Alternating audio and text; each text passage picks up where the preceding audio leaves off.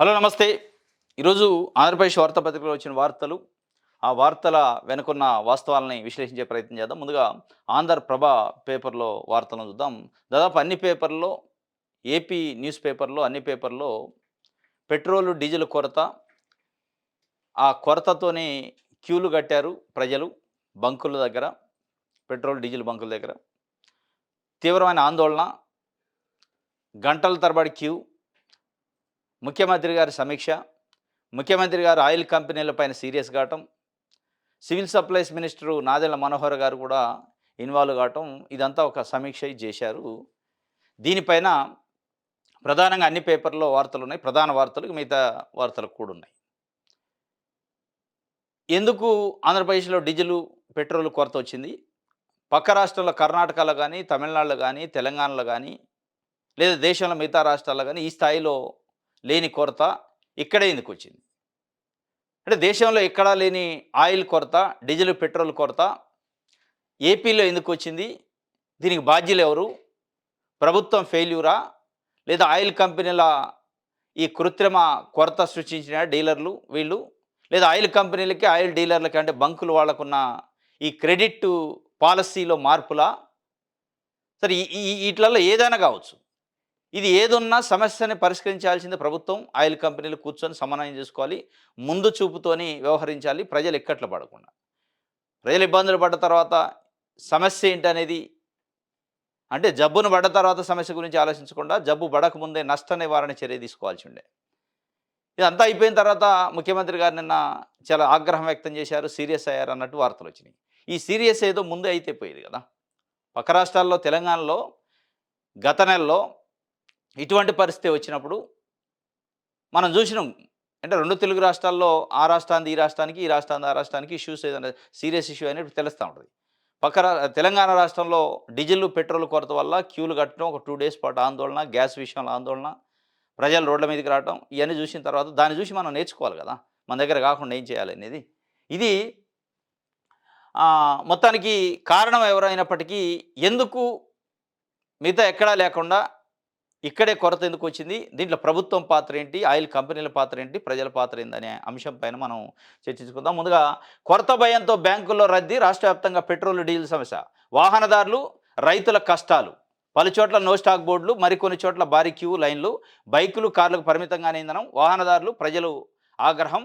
తిరుమలలోనూ అదే పరిస్థితి. విజయవాడ, గుంటూరులో సమస్య తీవ్రం. పరిస్థితిని చక్కదిద్దేందుకు అధికార యంత్రాంగం చర్యలు అని చెప్పి ఒక వార్తనిచ్చింది. పెట్రోల్ కొరతపై టాస్క్ ఫోర్స్ వేసినామని సీఎం ముఖ్యమంత్రి గారు ముఖ్యమంత్రి చంద్రబాబు నాయుడు గారు చెప్పారు. కంట్రోల్ రూమ్ ఏర్పాటు, నెట్‌లోగా సరఫరా పెరగాలి.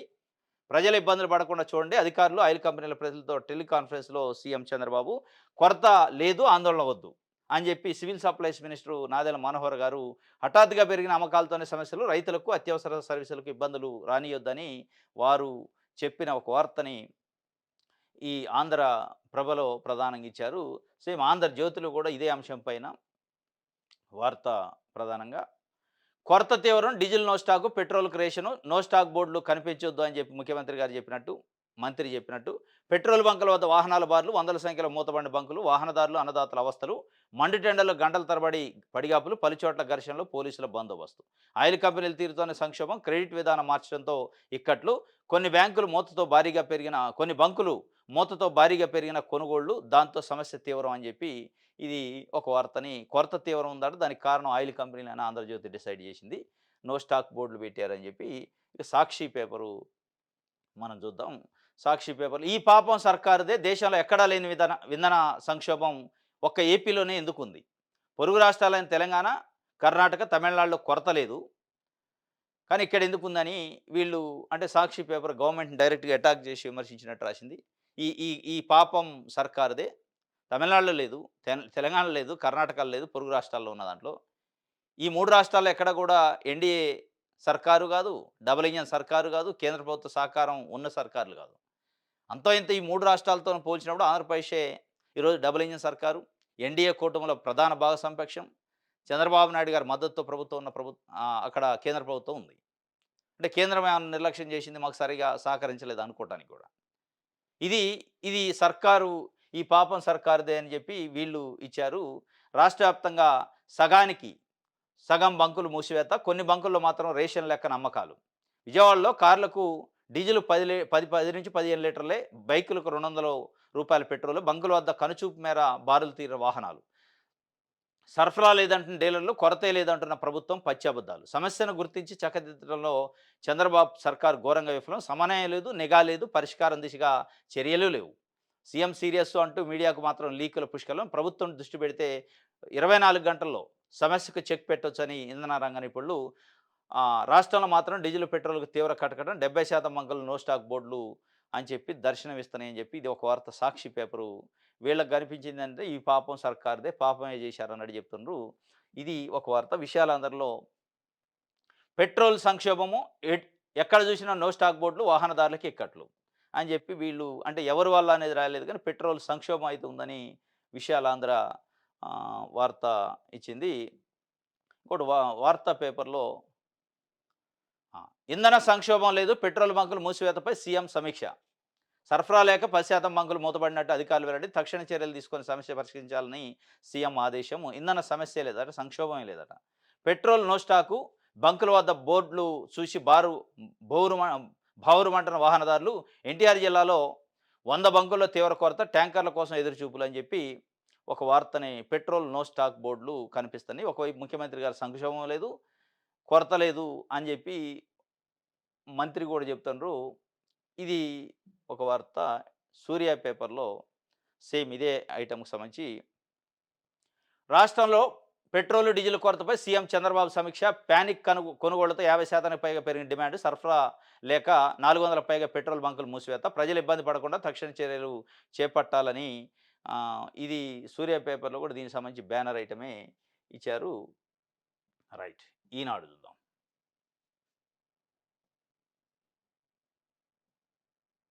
రైట్. డీజిల్, పెట్రోల్ సరఫరా పెరగాలి, నిల్వలు లేవన్న బోర్డులు ఎక్కడ కనిపించకూడదు. 3 రోజుల కిందట సమస్య గుర్తిస్తే చర్యలు ఎందుకు తీసుకోలేదు? రైతులకు ఇబ్బందులు రానియొద్దు, సమీక్షలో సీఎం చంద్రబాబు. ఒక్కసారిగా సమస్య తలెత్తడానికి కారణాలపై విచారణకు ఆదేశించారట వీరు. పెట్రోల్, డీజిల్ సరఫరా పెరగాలి, 3 రోజుల క్రితమే సమస్యని గుర్తిస్తే ఎందుకు చర్యలు తీసుకోలేదని అధికారులపైన ఆగ్రహం వ్యక్తం చేసినట్టు ముఖ్యమంత్రి చంద్రబాబు నాయుడు గారు సంబంధించిన ఒక ప్రెస్‌కి లీక్ ఇచ్చారు. సరే, ఈ అన్ని పేపర్‌లో దాదాపు పెట్రోల్ కొరత, నో స్టాక్ బోర్డులు ఉన్నాయని, మళ్ళా ముఖ్యమంత్రి గారు, మంత్రి గారు లేదు అట్లాంటిది ఏమి లేదని, కొరత లేకుండా చూడాలి, రైతులకు ఇబ్బంది జరగకుండా చూడాలని ఆదేశించినట్టుంది. ఇటువంటి సందర్భంలో సహజంగానే కాస్త దొరకదట పెట్రోల్ కొరతట అంటే ప్రజలు ఆందోళన చెందుతారు. ఆందోళన చెంది ఏం చేస్తారంటే, రోజువారీగా పెట్రోల్ పోయించుకునే దానికంటే, డీజిల్ పోయించుకునే దానికంటే ఎక్కువ స్టాక్ పెట్టుకోవడానికి ప్రయత్నం చేస్తారు. ఫుల్ ట్యాంకులు పెట్టుకోవడానికి, అవసరమైతే క్యాన్‌లలో నింపుకోవడానికి ప్రయత్నం చేస్తారు. అదొక కారణం. అసలు ఈ పానిక్ సిట్యుయేషన్, ఈ పానిక్, ఈ ఇష్యూ ఎందుకొచ్చింది? కొరత అనేది ఎందుకొచ్చింది? ఈ కొరతను ఎవరు క్రియేట్ చేశారు? ఈ కొరతని ఒకవేళ నిజంగానే ఆయిల్ కంపెనీలో, ఆయిల్ డీలర్‌లో క్రియేట్ చేస్తుంటే కృత్రిమంగా ప్రభుత్వం ఏం చేస్తుంది? ప్రభుత్వం ఇంటెలిజెన్సీ వ్యవస్థ ఏమైంది? ఇంత సీనియర్ ముఖ్యమంత్రిగా ఉన్న చంద్రబాబు నాయుడు గారికి ఇంటెలిజెన్స్ పైన పట్టు లేదా? ఇంటెలిజెన్స్ వ్యవస్థ ఫెయిల్ అయిందా? ఎందుకంటే ఒకవైపు తెలంగాణలో చూసినాం కొరతొచ్చింది. అటువంటిది ఇక్కడ రాకుండా చూసుకోవాలని ఉండాలి. వాళ్ళని వెంటనే వాళ్ళు 2 రోజులలోనే కొరతని రెక్టిఫై చేసుకున్నారు. ఇప్పుడు చుట్టూ ఏ రాష్ట్రం లేదు, ఇక్కడ ఎందుకు కొరతొచ్చింది అంటే ప్రభుత్వ వైఫల్యం కూడా ఉంది. ప్రభుత్వం వాళ్ళు civil supply department plus oil కంపెనీల ప్రతినిధులతోని సమన్వయం చేసుకోవడంలో లోపం జరిగింది. ఈ లోపంతో పాటు కొన్ని ఆయిల్ కంపెనీ డీలర్లు కొంతమంది కావాలని కృత్రిమంగా కొరత సృష్టించి ఒక పానిక్ క్రియేట్ చేసి ధరలు పెంచి అమ్ముకోవాలన్న ఒక ప్రయత్నం కూడా జరిగి ఉండొచ్చు. సరే, ఇది ఏది జరిగినా ప్రభుత్వం సమన్వయ లోపం ఉంది అనేది స్పష్టంగా కనపడుతుంది. సమన్వయం ఖచ్చితంగా ఉండాలి. అంటే ఏదైనా ప్రభుత్వంలో ఒక మంచి జరిగినప్పుడు క్లెయిమ్ చేసుకునే పద్ధతిలో మంత్రులు గాని, ముఖ్యమంత్రి ఉన్నప్పుడు, ఇటువంటి ఏదైనా ఇబ్బందికరమైన పరిస్థితి వచ్చినప్పుడు కూడా యెస్ మాదే బాధ్యత, మేము చూస్తాం అని చెప్పి చెప్పాలి. కానీ అధికారుల పైన ఆగ్రహం వ్యక్తం చేసిండనో, మీరేం చేస్తారని ఇంకోళ్ళ మీద తోసేసే ప్రయత్నం కాకుండా ఇప్పటికైనా భవిష్యత్తులో మళ్ళీ ఇటువంటివి జరగకుండా, ఇక దానికి ఆయిల్ కంపెనీలు, ఆయిల్ డీలర్ల మధ్యలో క్రెడిట్ పాలసీ విధానంలో మార్పులు చేశారు అని చెప్పి ఒకటే చెప్తున్నారు. ఇప్పుడు ఇదంతా తెలంగాణలో మనం చూసినాం. తెలంగాణ రాష్ట్రంలో మన కళ్ళ ముందు కనపడదు. ఒక 2, 3 రోజుల పాటు ఆయిల్ కొరత, ఇటువంటి పానిక్ సిట్యుయేషన్. దాన్ని చూసి మనం గుణపాఠం నేర్చుకోవాలి కదా! ఏదో ఆషామాషీ ముఖ్యమంత్రి కాదు, అనుభవం లేని ముఖ్యమంత్రి గారు చంద్రబాబు నాయుడు. చాలా అనుభవం ఉన్న ముఖ్యమంత్రి, విజనరీ ఉన్న ముఖ్యమంత్రి, పట్టున్న ముఖ్యమంత్రి అడ్మినిస్ట్రేషన్ పైన. అది అందరికి తెలిసిందే. ఇది ఇప్పటికైనా సమస్యను పరిష్కరించాలా. అనేక సందర్భాల్లో సరే ఈరోజు డీజిలు, పెట్రోలు, ఈ ఆయిలు కంపెనీలకి క్రెడిట్ పాలసీల మార్పులు, సరే పశ్చిమాసియాల యుద్ధం ఇయన్నీ ఉండొచ్చు. కానీ ఇదొక్కటే కాదు. అనేక అంశాలు. పత్తి కొనుగోళ్ళు, మిర్చి కొనుగోళ్ళు, మామిడి, తోతాపురి మామిడి కొనుగోళ్ళు, చీనీ కొనుగోళ్ళు, వడ్ల కొనుగోళ్ళు, మొక్కజొన్న కొనుగోళ్ళ విషయంలో కూడా ఫెయిల్ అయింది. ఇట్లనే అనేక రకాల ఇక్కట్లు పడతారు రైతులు. ఆ పడకుండా చూసే బాధ్యత ప్రభుత్వానికి, చూసే శక్తి ఉంది ఈరోజు. ఎందుకు అంటే కేంద్ర ప్రభుత్వాన్ని హ్యాండిల్ చేస్తుంది, కేంద్ర ప్రభుత్వాన్ని నిలబెట్టింది చంద్రబాబు నాయుడు గారు కాబట్టి, అక్కడి నుంచి ఏదన్నా చిన్న చిన్న అడ్డంకులున్నా ఈజీగా ఫోన్ కాల్‌లో తొలగిపోయే అవకాశం ఉన్నప్పటికీ అనేక మంది రైతులు ఈరోజు ఇబ్బంది పడుతున్నారు. చాలామంది పొగాకు రైతుల కాడ నుంచి మొదలుపెడితే పత్తి, మిర్చి, పెసలు, మొక్కజొన్నలు, వడ్లు, మామిడి, మరి ఏంటి మన ప్రభుత్వం చేస్తున్న పని? మన ముఖ్యమంత్రి గారికి ఉన్న అనుభవం రీత్యా, మన ప్రభుత్వం ఉన్న పట్టు దృష్ట్యా, ఈరోజు కేంద్రంలో మనకున్న పట్టు దృష్ట్యా మనం ఎంత సఫిషియెంట్‌గా ఉండాలి? యూరియా విషయంలో కొరత వచ్చింది, దేశం అంతా మనకి వచ్చా. ఏం మార్పు ఉన్నట్టు డబుల్ ఇంజిన్ సర్కార్ వల్ల ఉపయోగం? పొగాకు రైతులు దేశం మొత్తం ఇబ్బంది పడి మన దగ్గరే ఇబ్బంది పడే. పత్తి రైతులు, మిర్చి రైతులు, మక్క రైతులు, మొక్కజొన్న తెలంగాణ ప్రభుత్వంలో మంచిగా మార్కెట్ సెంటర్‌లు పెట్టి కొనుగోలు చేస్తాం. మనం ఎందుకు కొనలేకపోతున్నాం? ఇటువంటి అనేక విషయాల్లో మరీ ప్రజల నుంచి రిఫ్లెక్షన్ వచ్చినప్పుడు, ప్రతిపక్ష నాయకుడు ప్రజల్లోకి వస్తే ప్రజల స్పందన చూసి అప్పటికప్పుడు కేంద్ర ప్రభుత్వానికి లెటర్లు రాయటం హడావుడి. ఇది కాకుండా మీరు వాస్తవమైన రియల్ గవర్నెన్స్ అంటారు ప్రతిసారి. ఆ రియల్ గవర్నెన్స్ అని అందించండి. సందర్భం వచ్చింది కాబట్టి, ప్రజల్లో రివోల్ట్ వస్తుంది కాబట్టి, ప్రజల్లో వ్యతిరేకత వస్తుంది కాబట్టి నేను స్పందిస్తా అంటే కుదరదు. అనేక అంశాల్లో ఒక పెట్రోల్, డీజిల్ కొరతే కాదు, ఎందుకు వస్తుందో ఆలోచించుకోవాలి. ముఖ్యమంత్రి చంద్రబాబు నాయుడు గారు పరిపాలన పైన పట్టు కోల్పోతున్నారా? ఇంటెలిజెన్సీ పైన పట్టు కోల్పోతున్నారా? లేదా కేంద్ర ప్రభుత్వం దగ్గర గట్టిగా మాట్లాడలేని పరిస్థితా? ఇవన్నీ చాలా అంశాలున్నాయి. ఇది ఒక వార్త అయితే 'ఆంధ్రజ్యోతి'లో రైట్. గూగుల్ ఏపీ అట రేపు విశాఖపట్నంలో ప్రతిష్టాత్మక గూగుల్ ఏఐ డేటా సెంటర్‌కి శంకుస్థాపన. తరులవాడలో సీఎం చంద్రబాబు భూమి పూజ. గూగుల్ రాకతో విశాఖకు విశ్వఖ్యాతి వచ్చిందట. వైజాగ్‌లో సాఫ్ట్‌వేర్, అమరావతిలో క్వాంటమ్. సమాచార సాంకేతికతకు వేదికగానున్న రాష్ట్రం. భారత్ ఏఐ కేంద్రంగా వైజాగ్ అని చెప్పి చంద్రబాబు గారు చెప్తున్నారు. అంటే ఆహ్, 'ఆంధ్రజ్యోతి' ఈనాడు. గూగుల్‌కు ప్రారంభోత్సవం శంకుస్థాపన రేపుంది. ఇక వాళ్ళు ఒకటే స్టేట్మెంట్ ఇచ్చారు. గూగుల్ రాకతో విశాఖ విశ్వఖ్యాతి అయిందంట. ఈ 2 పేపర్‌లు సేమ్ విశ్వఖ్యాతిలోకి వచ్చింది విశాఖపట్నం. ఇప్పటిలాగా లేదా? ఇప్పటివరకు లేదా విశ్వఖ్యాతిలో? విశాఖపట్నం ప్రపంచానికి తెలవదా? ఒక గూగుల్ వస్తే అయిపోద్దా? విశాఖ విశ్వఖ్యాతి అయిద్దా? ప్లస్ అక్కడ ఆ తర్లువాడ ప్రాంతంలో రైతుల నుంచి భూములు తీసుకునే దాంట్లో పరిహారం విషయంలో వాళ్ళు డిఫర్ అయితున్నారు. వాళ్ళ సమస్యను పరిష్కరించారా? కేవలం చంద్రబాబు నాయుడు గారు గూగుల్ తెచ్చిండు కాబట్టి, శంకుస్థాపన చేస్తున్నారు కాబట్టి అంతా విశ్వఖ్యాతి అయినట్టేనా? మరి అదే విశాఖపట్నంలో ఉన్న విశాఖ స్టీల్ ఫ్యాక్టరీ పడావు పడితే, దాన్ని నిర్లక్ష్యం చేస్తే విశ్వఖ్యాతి ఏమైనట్టు మరి? అక్కడ లేదా విశ్వఖ్యాతి? అక్కడ విశ్వఖ్యాతి ఆగం కావట్లేదా? ఈ 2 పేపర్‌లు అదే ఇచ్చినియి. దీనిపైన మిగతా పేపర్‌లు గూగుల్ సంబంధించి ఏమిచ్చారో చూద్దాం. ఆ! విశాఖకు విశ్వఖ్యాతి, Google AI data centre game changer అట. ఈయన గూడా ఇదే ఇచ్చారు. ఆంధ్రప్రభ కూడా విశాఖకు విశ్వఖ్యాతి వచ్చిందట. ఇక అయిపోయింది. ఇప్పటిదాకా ఏం ఖ్యాతి లేదు. ఇప్పుడొచ్చే ఖ్యాతే విశ్వఖ్యాతి అన్నట్టు వీరు రాశారు. ఈనాడు కూడా గూగుల్ పైన విశ్వఖ్యాతే రాసి ఉంటది. హ్మ్. రైట్.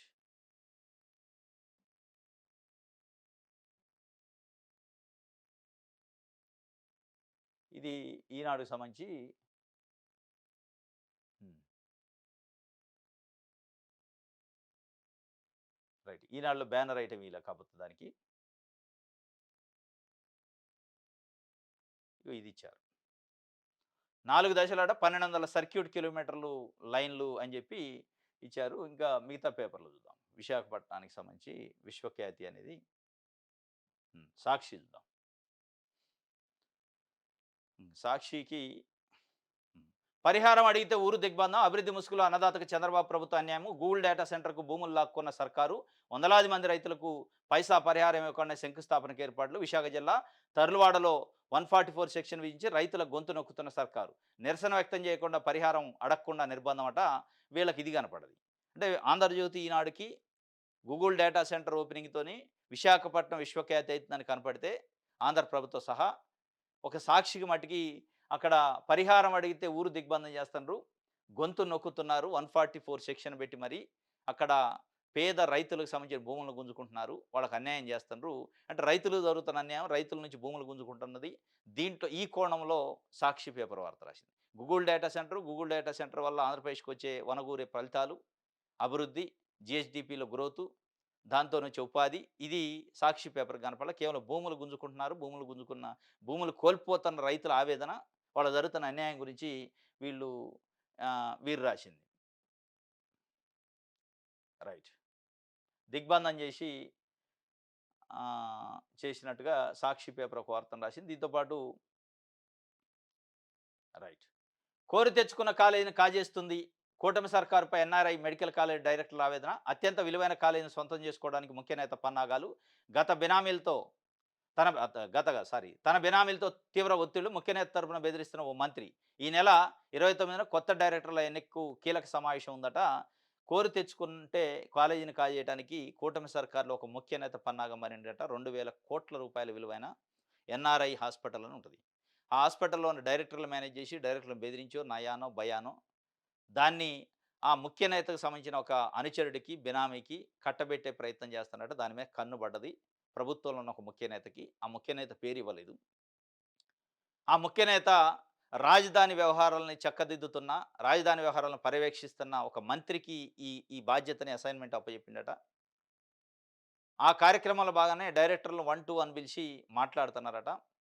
ఆళ్ళ డైరెక్టర్లు ఎవరో కూడా కొంతమందికి బయట తెలవని పరిస్థితి. ఆ డైరెక్టర్లు ఎవరో తెలుసుకునే ప్రక్రియ కూడా ఒక టీమ్ చేస్తుందట. ముఖ్య నేతకు సంబంధించిన టీము. మొత్తానికి కన్ను పడ్డది ఎన్ఆర్ఐ పైన ఆ ముఖ్య నేతది. ఎన్ఆర్ఐ హాస్పిటల్‌ని, ఎన్ఆర్ఐ మెడికల్ కాలేజ్‌ని క్యాప్చర్ చేసే ప్రయత్నం చేస్తారని సాక్షి పేపరు వాళ్ళకి ఇది కనిపించింది. ఇది ఒక వార్త అయితే రైట్. హ్మ్.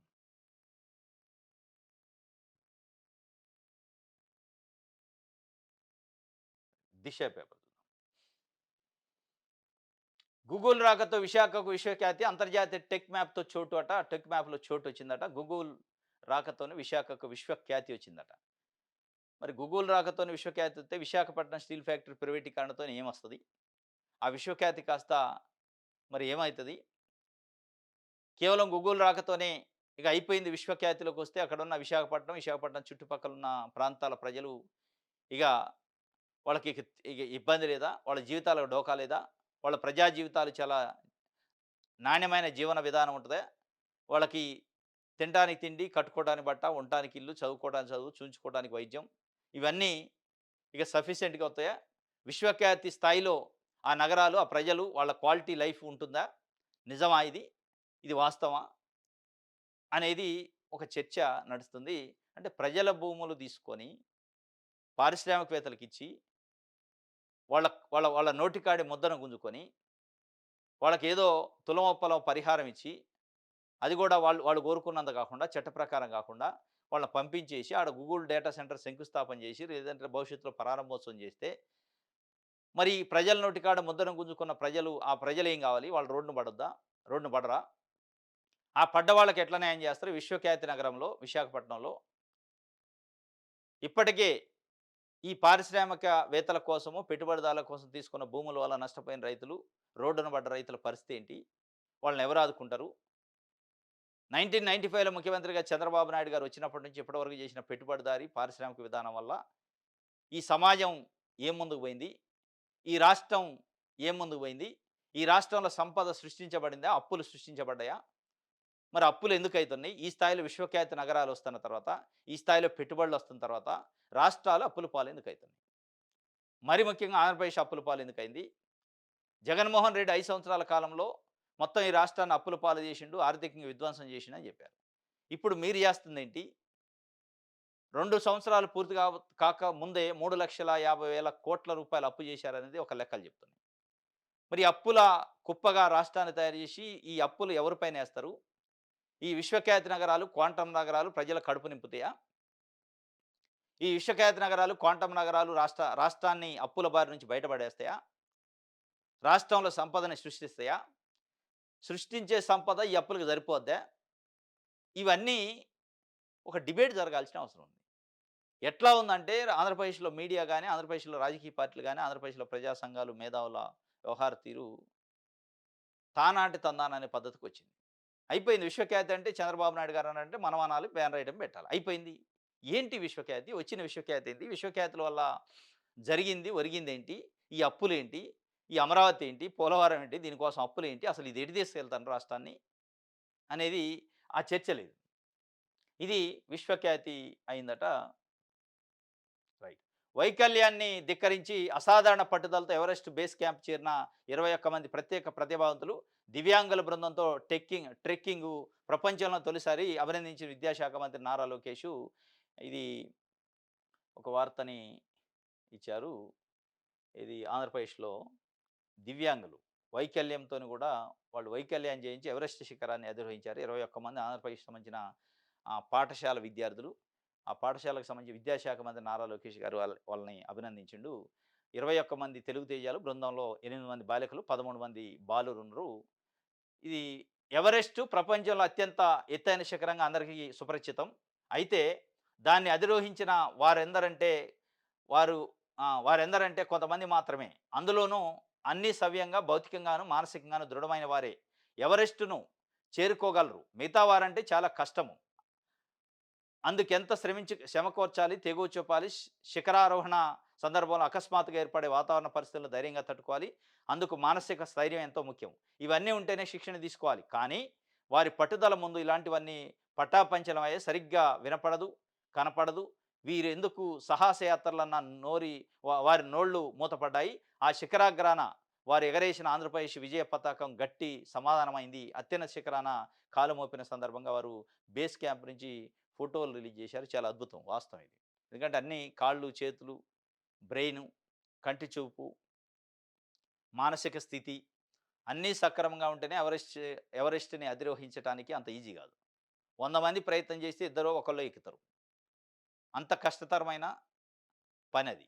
అటువంటిది రకరకాల వైకల్యాలతోని కూడా 21 మంది విద్యార్థులు, అందులో బాలికలు గూడా ఉన్నారు మళ్ళా. బాలురు, బాలికలు.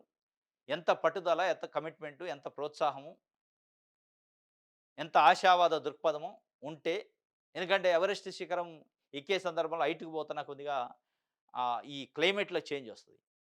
క్లైమేట్‌లో చేంజ్‌తోని కొన్ని ఇబ్బందులొస్తాయి. ఆరోగ్యపరంగా కంటి చూపు లేనివాళ్ళు కొంతమంది, కాళ్ళు లేనోళ్ళు, చేతులు లేనోళ్ళు కొంతమంది, రకరకాల వైకల్యాలతోనున్నోళ్ళు కూడా ప్రయత్నం చేశారంటే, దీన్ని చూసి సరే ఆ 21 మంది సన్మానించొచ్చు. మనం వాళ్ళని అప్రిషియేట్ చేయొచ్చు. కానీ చేస్తూనే వాళ్ళని చూసి మిగతా ప్రపంచం నేర్చుకోవాలి. మిగతా యువత నేర్చుకోవాలి. వాళ్ళ ఫోటో పెట్టుకోవాలి మనం. వాళ్ళ ఫోటో పెట్టుకొని వాళ్ళని రోల్ మోడల్‌గా తీసుకొని ఎవరెస్ట్ శిఖరాన్ని అధిరోహించిన ఈ అంగవైకల్యం ఉన్న వీళ్ళ ఫోటోలు పెట్టుకొని, రోల్ మోడల్‌గా పెట్టుకొని, ఇప్పుడు యువతరం అది చదువు కావచ్చు, ఉద్యోగం కోసం కావచ్చు, రకరకాల ప్రయత్నాలు చేస్తున్నోళ్ళు ఏదైనా సాధించొచ్చు. వాళ్ళు ఆ పరిస్థితుల్లో ఆ శిఖర ఆరోహణే చేయగలిగినప్పుడు, మనం ఎందుకు చేయలేమనే పట్టుదలని ఇప్పుడు వాళ్ళని సన్మానించడం, వాళ్ళని అప్రిషియేట్ చేయడం ఒక భాగం అయితే, వాళ్ళని చేయాల్సిందే. ప్రభుత్వం కూడా వాళ్ళకి సహకరించాల్సిందే. సహకరిస్తూనే వాళ్ళని చరిత్రలో ఎప్పటికీ మర్చిపోకుండా వాళ్ళని రోల్ మోడల్‌గా తీసుకొని, యువతను ముందుకు తీసుకుపోవడానికి ప్రభుత్వం వాళ్ళని అవసరమైతే అక్కడ ఏమంటారు ఒక ఇన్‌ఫ్లుయెన్సర్ లెక్క, బ్రాండ్ అంబాసిడర్ లెక్క, ఆంధ్రప్రదేశ్ గవర్నమెంట్ అంబాసిడర్ లెక్క యువతకి, విద్యార్థులకి, నిరుద్యోగులకి వాళ్ళని చూపించాలి. ఇది ఒక వార్త. రైట్. ఇది ఆంధ్రప్రభకు సంబంధించి హ్మ్. వార్తలో మిగతా చూద్దాం.